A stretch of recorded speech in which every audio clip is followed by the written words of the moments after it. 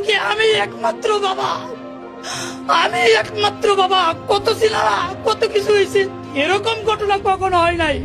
একটা মেয়েকে তার বাবার বুকের থেকে অস্ত্র থেকে বাস্তব নিয়ে আসা, এটা একমাত্র জীবন্ত সাক্ষী আমি।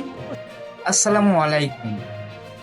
গাজীপুরে একজন ইমামের মাথায় অস্ত্র থেকে তার মেয়ে ফারিয়াকে আবিদ এবং সুমিত নামে কিছু বখাটে ছেলে নাকি অপহরণ করেছে।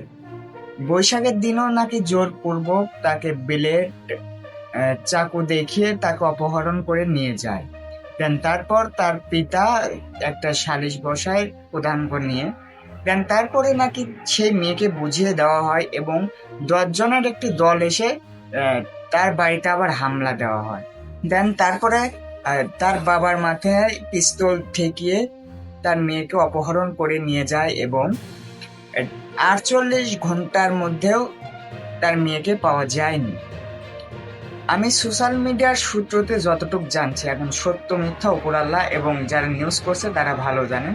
দেন কেউ যদি সত্যটা জানেন একটু আমার কমেন্ট বক্সে অথবা বিস্তারিত একটু আমাকে জানাবেন প্লিজ।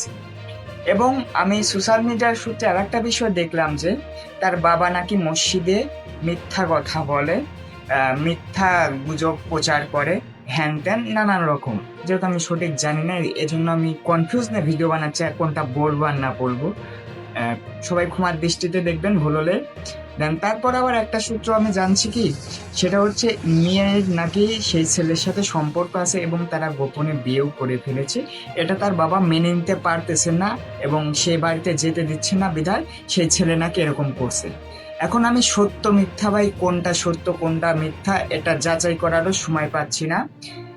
আর আসলে কোনটা সত্য কোনটা মিথ্যা আমি জানি না। কেউ যদি জেনে থাকেন দয়া করে আমাকে একটু জানাবেন, যাতে আমি নিউজটা করতে পারি এবং 8-10 জন মানুষ সত্য নিউজটা জানতে পারে। দেন আমার অডিয়েন্স যারা আছেন তারা কিন্তু খুব ভালোভাবে জানেন আমার এই আশিক ভয়েস 10-এ কখনো মিথ্যা গুজব প্রচার করা হয় না এবং ভবিষ্যতেও করব না ইনশাল্লাহ।